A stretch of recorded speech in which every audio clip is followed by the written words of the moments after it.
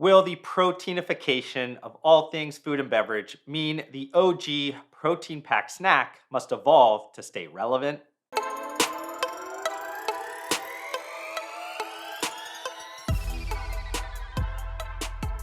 If you spent any time recently perusing the shelves within a US grocery retailer, it's likely that you noticed that high protein claims are penetrating more diverse food and beverage categories. Protein is going into anything and everything that's quick, easy, and accessible.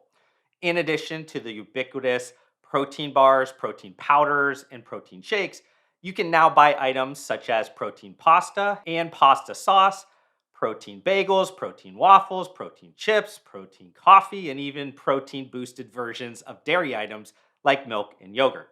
There are several underlying drivers fueling the high protein trend, and it's probably best to start with an ominous byline from the second largest food company in the world. Recently, Cargill stated that the global demand for protein is expected to rise 70% over the next 30 years. But to dial the insights more towards the present, Google Trends showed the online search interest for the term high protein reached a 20-year high in early 2024 and has remained high since. Furthermore, a recent Kantar study showed that among the shoppers seeking healthier items, 42% said they are interested in seeing more high protein grocery products. And this makes sense, especially when you consider that protein has become a kind of holy water that instantly anoints any food or beverage with a health halo. While the focus on high protein diets started in those shadowy niches of sports nutrition and weight management, there's now increasingly diverse consumer cohorts that possess a heightened awareness around the value of this essential nutrient. And it's that demographic diversity, being interested for different reasons, that's making protein a battleground category as it proliferates across the entire grocery store. And like I always say, demand growth breeds commercialization activity. So whether it's needing to feed a growing population, the overall heightened consumer emphasis on health and wellness, or individuals taking weight loss pharmaceuticals shifting their dietary needs, CPG companies will strive to capitalize on these and many more demand drivers of the rising high protein trend. But circling back to that introductory question, does the protein bar category that has been around for more than 70 years need to evolve if it hopes to stay relevant in the proteinified grocery world? And before I get into that, how about a little protein bar history for fun? Bob Hoffman, who's known as the father of world weightlifting because of founding York Barbell and several important publishing companies, is credited as creating the first protein bar in 1953 called High Protein Fudge. But the next 4 decades were mostly filled with various lower protein content nutrition or energy bars like Tiger's Milk, Power Bar, and Cliff Bar. The modern protein bar was created in the mid to late 1990s, but didn't become popular until arguably the early 2000s, maybe due to the success of Detour Bar. And I actually just had a fascinating conversation in private with the marketing leader involved with that edgy magazine advertisement that drove massive sales volumes for the Detour Protein Bar brand.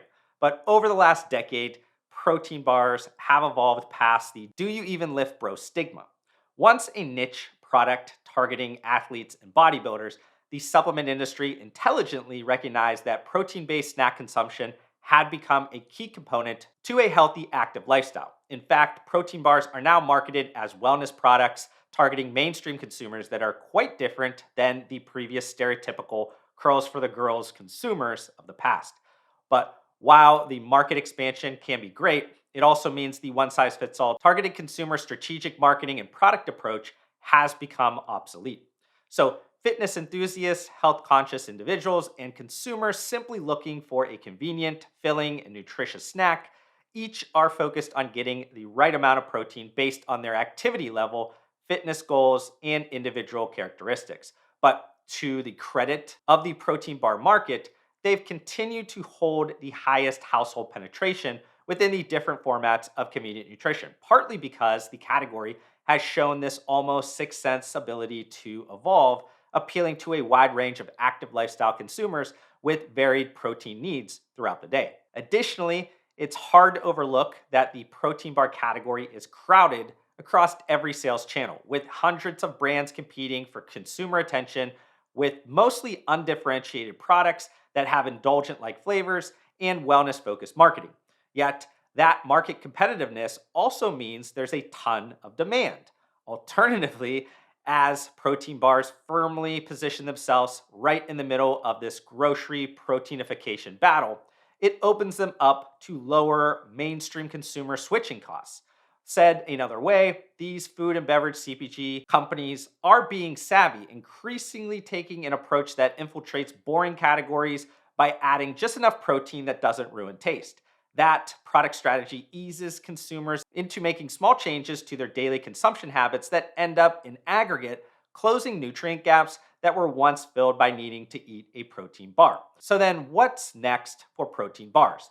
While I believe protein will remain a nutritional evergreen for many decades to come, and the protein category is still well below its peak consumption point, I also think there's an emerging arbitrage as consumers move closer to this four-way intersection of taste, convenience, nutrition, and functionality.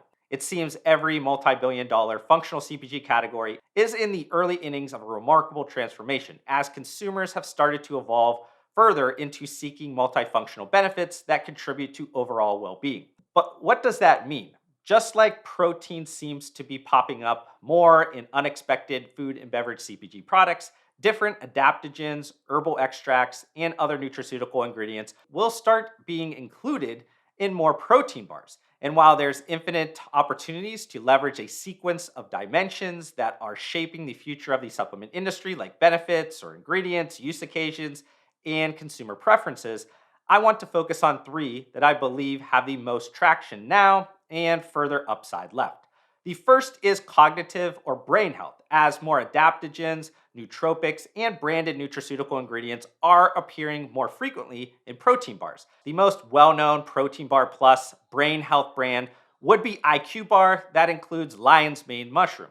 IQ Bar is also the most sizable brand within this niche, projected to profitably ramp up its run rate towards $100 million in revenue within the next 6 months. Similarly, I recently got a chance to try and like several flavors of the revamped brain health protein bar brand Mosh. Plus, Mosh is the first protein bar to include my favorite brain health ingredient, cognizant. The second is gut or digestive health, which is a benefit ingredient space that has arguably been involved within the protein bar space for decades, but more recently has evolved because of the scientific advancements that has helped us strengthen the belief that not all fibers are created equal. Additionally, you're seeing more Protein Bar Plus gut health brands utilizing proprietary strains of probiotics. But a brand in this space that caught my eye is Supergut, as they have edgy marketing, great visual identity, and a fiber sweetener ingredient deck that also helps attract consumers particularly attentive towards products that can contribute to more balanced blood sugar levels. And then the final space is mood support, which has seen adaptogens like my personal favorite ashwagandha continue to proliferate in the protein bar space. While neither focus exclusively on mood support, two brands that I've been watching in this protein bar plus space are Feel Bars and Wise Bar. But maybe that lack of benefit tightness brings up an important point around another dimension that's shaping the future of the supplement industry. So let's take this product based differentiation point in a more impactful direction. Within low barriers to entry CPG categories like protein bars, if your communication strategy is primarily focusing on functional ingredients, you'll end up with a transient advantage. And that's because those product features are super easy to copy and provide an inefficient, long term defensible moat. Instead, those ingredients should move to the background over time and become foundational support of the health and wellness need states targeted, which will guide your entire internal and external business activity. So, savvy Protein Bar Plus brand owners will need to use those functional ingredients in a slightly different way to support their bold strategic narrative. And maybe the best example of this strategic shift could be seen in the before mentioned brand IQ Bar. In January 2022, IQ Bar went from only offering a low sugar adaptogen infused protein bar to a distinct brain plus body platform brand that also sells hydration mixes and instant coffee products, thus increasing usage occasions, creating incremental consumption, and providing new customer acquisition opportunities. Moreover, 2 years later, the brand reinforced this brain plus body platform strategy by rolling out new packaging that cohesively simplified the nutritional claims, along with the adoption of a new tagline for smart mouths. But I just wanted to end with some quick final thoughts. The protein bar industry has experienced massive growth over the last 2 decades, mostly from mainstream consumers increasingly prioritizing protein based snack consumption within their healthy, active lifestyles. While it seems obvious that more functional ingredients will find their way into protein bars, it also doesn't mean there isn't ample growth prospects for plain old protein bars that further evolve because of advancements in food science and or innovative production in food technology. Even the market leader in protein bars, Quest Nutrition, is constantly iterating on its flagship product to better meet changing consumer preferences. And then one final warning around this protein bar plus trend, or really any plus iteration of functional CPG categories. We live in the age of the endless aisle, where there are more options in every food category than any other time in history. But the psychological phenomenon of overchoice is real. So, too many food choices and too much information noise mean you must be exceptional in today's CPG market to have any meaningful chance of being successful. But I hope you enjoyed the first principles thinking that went into my latest YouTube video. If you did, can you do me a favor by hitting that like button? That quick and free action helps YouTube know my content is worth spreading to more people.